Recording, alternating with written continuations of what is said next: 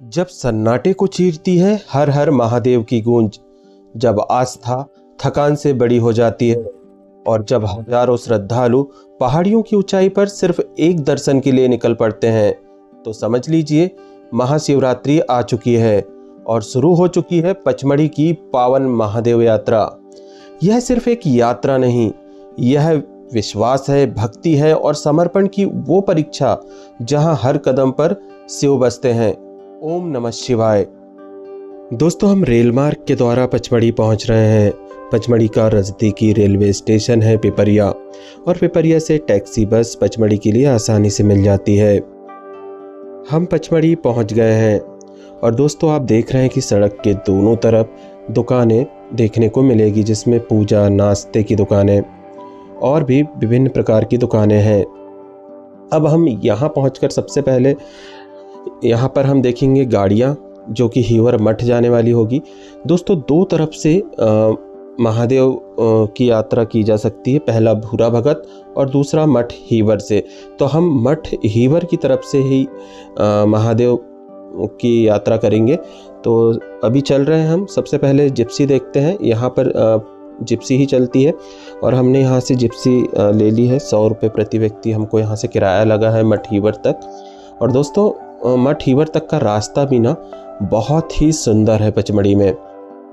दोस्तों, भगवान शिव की यह पावन यात्रा प्रतिवर्ष महाशिवरात्रि के 10 दिन पहले से प्रारंभ हो जाती है और जिसमें लाखों श्रद्धालु दूर दूर से दर्शन के लिए पहुंचते हैं। गोल गोल घुमावदार रास्तों से, सकरे रास्तों से होते हुए हम पहुंच रहे हैं मठ हीवर। और दोस्तों, आप देख सकते हैं कितना सुंदर और विहंगम नज़ारा है सतपुड़ा पर्वत का और घने जंगल है। चलो, अब हम मठ पहुंचने ही वाले हैं। और दोस्तों, मठ पहुंचने के बाद यहाँ पर आप कुछ देर आराम कर सकते हैं, यहाँ पर स्नान आदि कर सकते हैं। पानी की भरपूर व्यवस्था रहती है, पीने की पानी की, नहाने के लिए भी। और कुछ देर आराम करने के बाद आप यहाँ पर बड़ा महादेव के दर्शन कर सकते हैं। देखिए, हम मठ हीवर पहुँच गए हैं और सामने है बड़ा महादेव। यहाँ से हम अंदर बड़ा महादेव के दर्शन करने जाएंगे, जो कि एक प्राकृतिक गुफा है दोस्तों। और इस प्राकृतिक गुफा में भगवान शिव शिवलिंग के रूप में विराजमान है। और ये बड़ा महादेव मंदिर के बाहर का आप कैंपस देख रहे हैं। बड़े बड़े आम के वृक्ष लगे हुए हैं और बहुत ही खूबसूरत और सुंदर यह नज़ारा है। तो दोस्तों, यहाँ आप स्नान करने के बाद कुछ देर विश्राम करके बड़ा महादेव के दर्शन कीजिए इस प्राकृतिक गुफा में विराजमान भगवान शिव के। और फिर इसके बाद यहाँ से आप यात्रा प्रारंभ कर सकते हैं। चलिए, तो हम अंदर चलते हैं दर्शन करने। ये प्राकृतिक गुफा है भगवान शिव की और यहीं पे शिवलिंग के रूप में विराजमान है भगवान शिव। इस गुफा में प्राकृतिक रूप से वर्ष भर पानी टपकते रहता है, जैसा कि आप देख रहे होंगे। और गुफा में हमेशा पानी रहता है। दोस्तों, पहले इस गुफा में श्रद्धालु स्नान कर सकते थे, परंतु सुरक्षा कारणों से अब अंदर स्नान नहीं करने दिया जाता है। गुफा के नज़दीक ही स्थित है भस्म कुंड। इसके आप दर्शन कीजिए। और भस्म कुंड के ऊपर स्थित है माँ पार्वती की गुफा। इस गुफा में माँ पार्वती की प्रतिमा विराजमान है, तो यहाँ पर भी आप दर्शन कीजिएगा। हमने यहाँ दर्शन किया।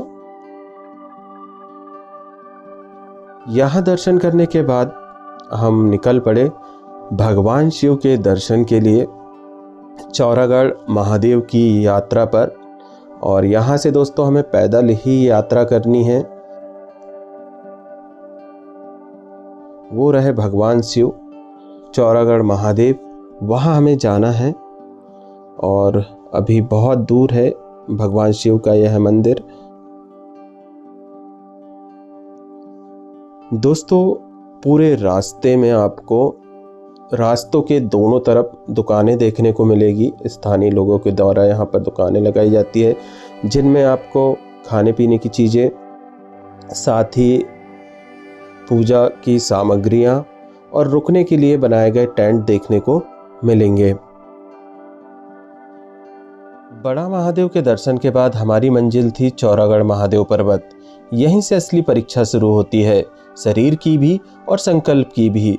चौरागढ़ तक जाने वाला रास्ता आसान नहीं है।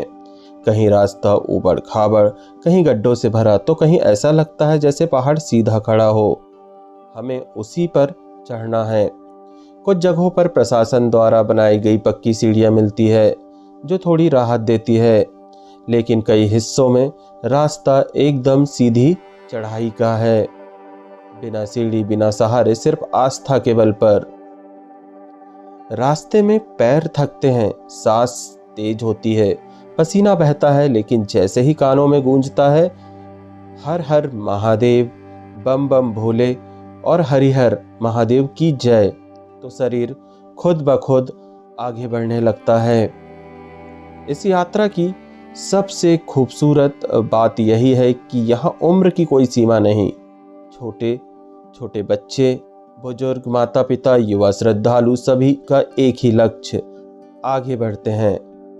कोई किसी का हाथ थामे हुए है तो कोई अजनबी को सहारा दे रहा है। यहाँ हर कोई सिर्फ शिव भक्त है। कहीं कोई कांवर उठाए हैं, कहीं कोई त्रिशूल लेकर, कहीं कोई नंगे पांव चढ़ाई कर रहा है, तो कहीं किसी की आंखों में थकान है, लेकिन चेहरे पर शिकायत नहीं, सिर्फ भक्ति है। ऐसा लगता है जैसे पूरा पहाड़ शिवमय हो गया हो। हर मोड़ पर लगता है कि अब बस मंजिल आ ही गई, और हर मोड़ पर महादेव अपने भक्तों की परीक्षा लेते हैं। लेकिन जब ऊपर की ओर देखते हैं और आसमान के नीचे फैला हुआ वो विराट पर्वत दिखता है, तो अपने मन अपने आप कह उठता है महादेव बुला रहे हैं, और जब बुलावा हो तो कदम रुकते नहीं। चौरागढ़ महादेव की सबसे विशेष और प्रसिद्ध परंपरा है भक्तों द्वारा भारी भरकम त्रिशूल चढ़ाना। यह कोई साधारण काम नहीं है। कई किलो वजन के त्रिशूल को श्रद्धालु पूरी चढ़ाई में कंधों पर उठा कर लाते हैं। हर कदम पर शरीर जवाब देता है, लेकिन मन नहीं। कहते हैं जो भक्त सच्चे मन से मन्नत मांगता है और पूरी होने पर त्रिशूल चढ़ाता है, महादेव उसे कभी खाली हाथ नहीं लौटाते। जब कोई भक्त कांपते हाथों से त्रिशूल स्थापित करता है तो वहां मौजूद हर व्यक्ति की आंखें नम हो जाती है। यह सिर्फ परंपरा नहीं, यह अटूट विश्वास है। जैसे जैसे हम चौरागढ़ महादेव की ओर बढ़ते हैं, रास्ता सिर्फ कठिन नहीं होता, रास्ता अलौकिक हो जाता है। चारों ओर फैले सतपुड़ा के घने जंगल, इतने घने कि कई जगह सूरज की किरणें भी जमीन तक पहुंचने से पहले थक जाती है। ऊंचे ऊंचे साल और सागौन के पेड़, हवा जब इनसे टकराती है तो ऐसा लगता है जैसे जंगल खुद प्राचीन मंत्र गुनगुना रहे हो। इन जंगलों के बीचों बीच में अचानक सामने खड़े हो जाते हैं विशाल पर्वत, सदियों से अडिग, शांत और रहस्यमयी। उनकी ऊंचाई देखकर इंसान खुद को बहुत छोटा महसूस करता है, और शायद यही इस यात्रा का पहला सबक है, विनम्रता। और फिर एक पल ऐसा आता है जब रास्ता खाई के किनारे किनारे चलने लगता है। नीचे झांकते ही दिल की धड़कन एक पल को रुक सी जाती है। गहरी आस्था, अथाह खाई जिसका तल दिखाई नहीं देता, बस नीचे फैली हुई हरियाली और सन्नाटा। इसी खाई और पर्वत के बीच से होकर एक पतला सा रास्ता निकलता है, कहीं पगडंडी, कहीं पत्थरों से बना हुआ, तो कहीं ऐसा लगता है जैसे प्रकृति ने खुद अपने हाथों से रास्ता तराश दिया हो। यह रास्ता डराता भी है और आकर्षित भी करता है। डर इसलिए क्योंकि एक चूक भारी पड़ सकती है, और आकर्षण इसलिए क्योंकि हर कदम के साथ लगता है महादेव खुद रास्ता दिखा रहे हैं। इसी रास्ते पर चलते हुए कहीं दूर से फिर आवाज आती है, हर हर महादेव, बम बम भोले, हरिहर। और वही आवाज इस सन्नाटे को तोड़ देती है। जंगल, पहाड़, खाई सब जैसे उस जयकारे के जवाब देने लगते हैं। प्रतिध्वनि लौट लौट कर आती है और पूरा सतपुड़ा शिवमय हो जाता है। इस रास्ते पर चलते हुए डर भी तो होता है, थकान भी होती है, लेकिन मन में एक अजीब सी शांति होती है, क्योंकि यहाँ समझ आता है यह रास्ता इंसानों ने नहीं बनाया, यह रास्ता भक्ति के लिए चुना गया है। सतपुड़ा के ये जंगल, ये पर्वत और ये खाइयाँ सिर्फ प्रकृति नहीं है, ये महादेव की मौन परीक्षा है। जो इसे पार कर लेता है वो सिर्फ चौरागढ़ नहीं पहुंचता, वो खुद के भीतर कहीं और गहराई तक उतर जाता है। अब हम चौरागढ़ महादेव पर्वत पहुंचने ही वाले हैं। जैसे ही आखिरी कुछ कदम पूरे होते हैं, सामने जो दृश्य दिखाई देता है वह शब्दों से बड़ा हो जाता है।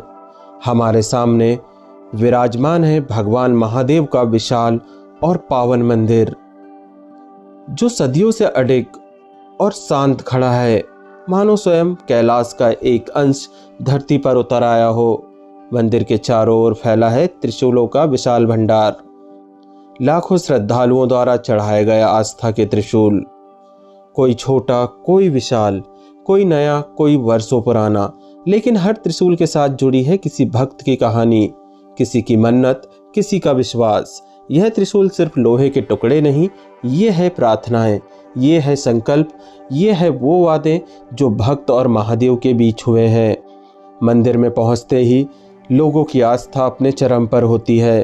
थकान, दर्द, भय सब कुछ जैसे वहीं छूट जाते हैं। चारों ओर गूंज उठता है हर हर महादेव, बम बम भोले, हरिहर महादेव की जय। कोई भक्ति में नाच रहा है, कोई झूम रहा है, कोई आंखें बंद कर भजन गा रहा है, तो कोई बस चुपचाप हाथ जोड़कर महादेव से दिल की बात कह रहा है। यहाँ हर चेहरा अलग है, लेकिन भावना एक है, समर्पण।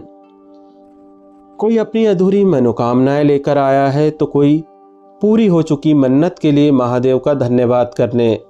किसी की आंखों में आंसू हैं, लेकिन वे दुख के नहीं, वे कृतज्ञता के हैं।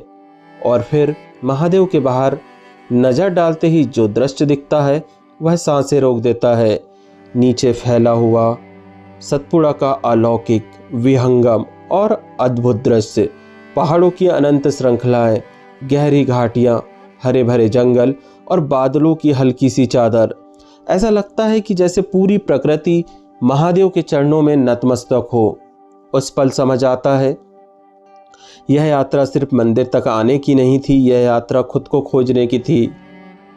चौरागढ़ की इस चोटी पर इंसान छोटा हो जाता है और महादेव सर्वव्यापी। यही चौरागढ़ महादेव की शक्ति है। यहाँ आकर कोई खाली नहीं लौटता, कोई आस्था से भरकर लौटता है, तो कोई जीवन भर की शांति लेकर। चौरागढ़ महादेव की यह यात्रा सिर्फ पहाड़ चढ़ने की यात्रा नहीं है, यह धैर्य, श्रद्धा और समर्पण की यात्रा है। यहाँ या आकर इंसान यह समझ पाता है कि रास्ते चाहे कितने भी कठिन हो, अगर विश्वास साथ हो तो मंजिल खुद रास्ता बन जाती है। सतपुड़ा के घने जंगल, गहरी खाइयाँ, सीधी चढ़ाई और थकान से भरे कदम, सब कुछ पीछे छूट जाता है जब सामने महादेव मुस्कुराते हैं। यहाँ कोई अमीर नहीं, कोई गरीब नहीं, कोई छोटा नहीं, कोई बड़ा नहीं, सब शिव भक्त जो अपनी मनोकामनाएं लेकर आते हैं वह भी खाली नहीं लौटते, और जिसकी मनोकामना पूरी हो चुकी है वह कृतज्ञता से भरकर लौटते हैं। चौरागढ़ से लौटते समय शरीर थका होता है, लेकिन मन हल्का और आत्मा संतुष्ट, क्योंकि यह यात्रा हमें सिखाती है झुकना ही सबसे बड़ा बल है। और अंत में बस यही कहा जा सकता है, महादेव तक हर कोई नहीं पहुंचता, जिसे महादेव बुलाते हैं वही पहुंचता है। हर हर महादेव। ओम नमः शिवाय।